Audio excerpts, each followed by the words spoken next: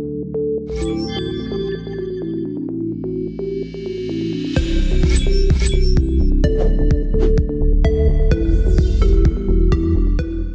guys, RPM here. Hope you're doing well.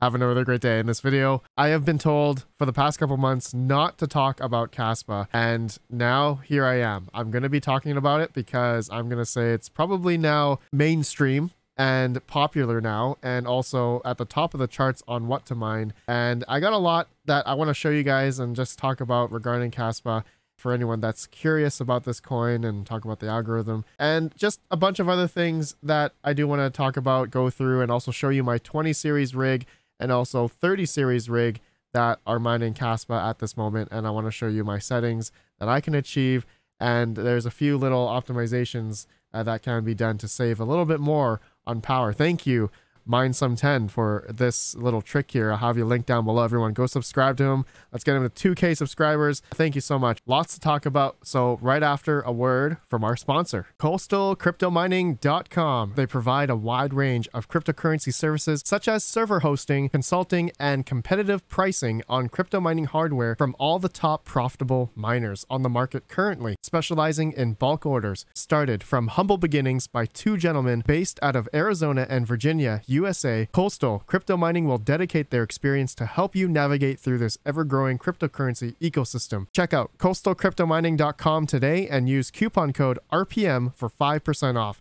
Link down below.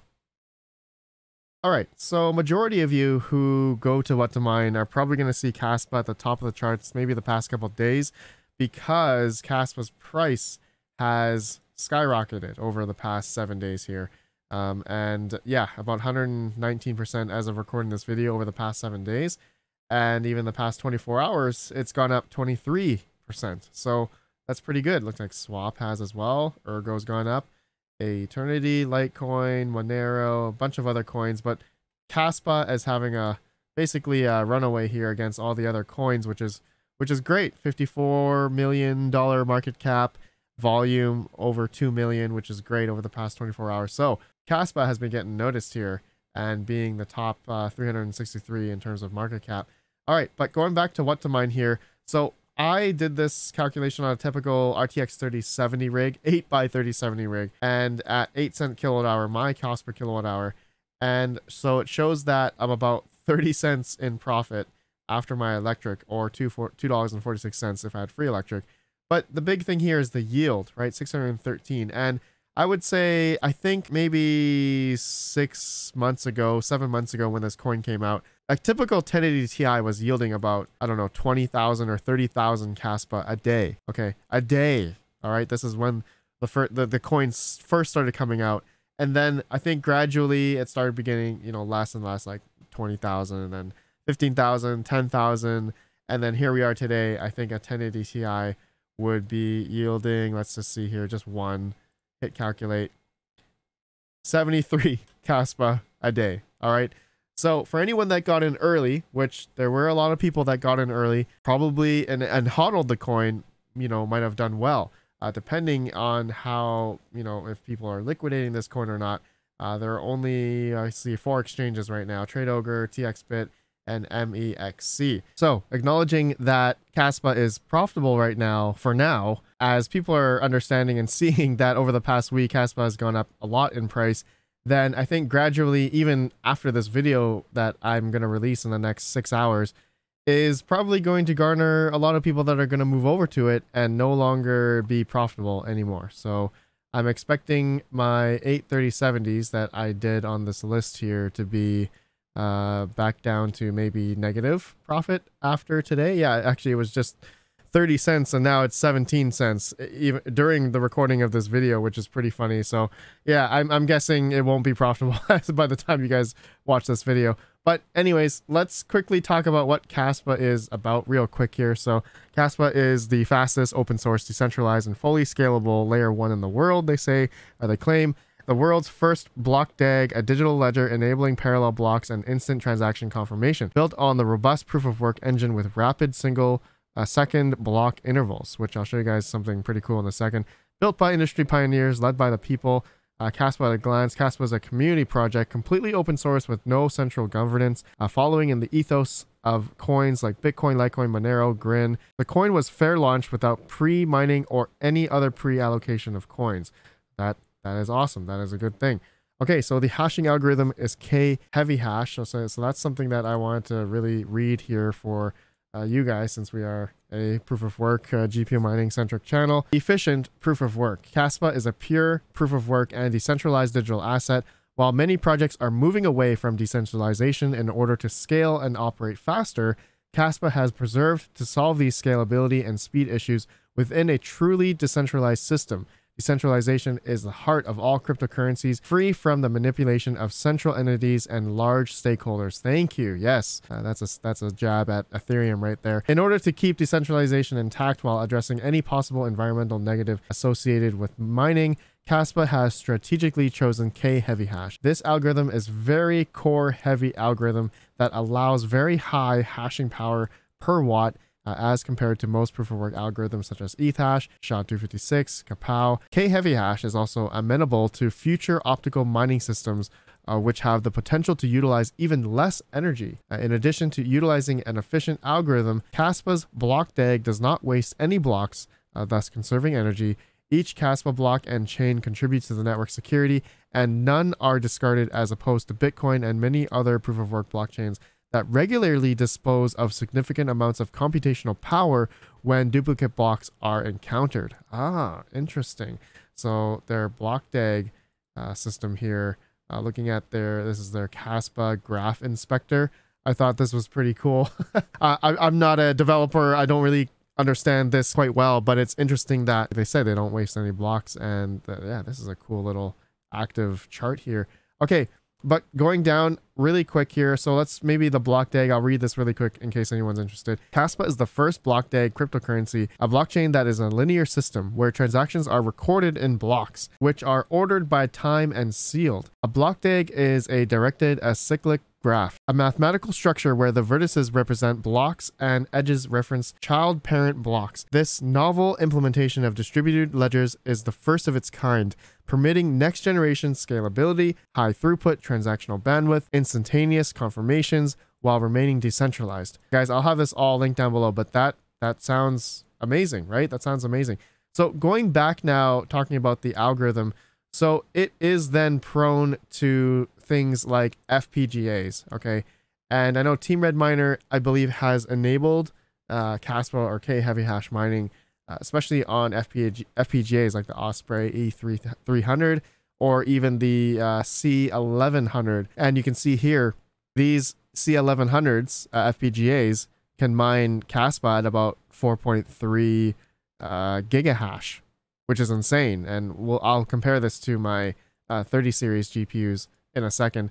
But then look at now, they also have the E300s, which can also mine Kaspa at like 5 gigahash, which is insane. And so some of you guys may be thinking, Red Panda, so if Kaspa could be dominated by FPGAs, well, yes, that could be true. But at this point, I don't think there's enough hardware. There's not enough FPGAs out there to take advantage of, I guess, the profitability of Kaspa. Well, maybe there is. And including GPUs, the GPUs that are out in the market right now, including all of us that have GPUs off, you know, as we could turn these on, it could spike up the difficulty, obviously, without any question. Like within the next hour, next day, you know, the profitability for Kaspa is just gone. As people find out and look on what to mine, as it's profitable, as people are going to move over to it. I mean, that happens all the time with all these other coins as well, right? That's one thing I have explained in the past. Like, I don't want to play the game of switching to the coin that's most profitable and all that kind of stuff. I more so believe in the coin in the future. But in this case, this video, the reason why I'm making it generally is because a lot of people are asking, Red Panda, what's this Kaspa all about? And so that's why I'm making this video. But now, okay, let's go into the hash rates that I can achieve on my 20 series cards and also my 30 series cards. Okay, so here's my 20 series rig. These are not set in stone numbers. I don't know if these are the most efficient or not. These are just general numbers that I tried to do here. And looking at the efficiency, okay, I'm getting about basically 3.0 mega hash per watt across the board here, across all different 20 series cards from 2080 Ti all the way down to the 2060 6GB card. So if you guys have any better numbers that you can achieve on these, let us know down below. I'm sure there's going to be a lot of people that are Kaspa miners. I did mine Kaspa a little bit a couple months ago, but not religiously. So now let's go into my 30 series rig here. Okay, so maybe this is what a lot of people are interested in. My 30 series card rig is doing pretty good, I'd say, on Kaspa. Obviously not as great as, you know, FPGAs, right? The 4.3 gigahash or the let's see, 5 gigahash. I mean, I don't know how much these E300s or C1100s cost. Versus, you know, like a 4090 that can get only 1 gigahash, but at 249 watts. And I think the C1100s do it at like 121 watts for 4.3 gigahash. So that is way more efficient than a 3090. Yeah, definitely. But anyways, looking at my 30 series rig here, I'm getting an efficiency of 4.15 to 5.19 on my 3070. Okay, so I mean, that's a given. RTX 3070s always, you know, one of the most efficient GPUs for mining generally. And so 5.18, that's my 3070 getting about 540 mega hash on Kaspa. But you can see my 3090 can get 1.05 gigahash. But the efficiency there is 4.15. So you guys can freeze frame this. Look at these numbers here. You can also look at my overclock numbers, but there's also an optimization, which I want you guys to go watch Mr. MineSum10's video, how to lock the memory on NVIDIA GPUs to gain hash rate and save power mining Kaspa with HiveOS. And he has a beautiful, wonderful video here, how to do that. I'll have him linked down below. Make sure you guys go subscribe to him as well.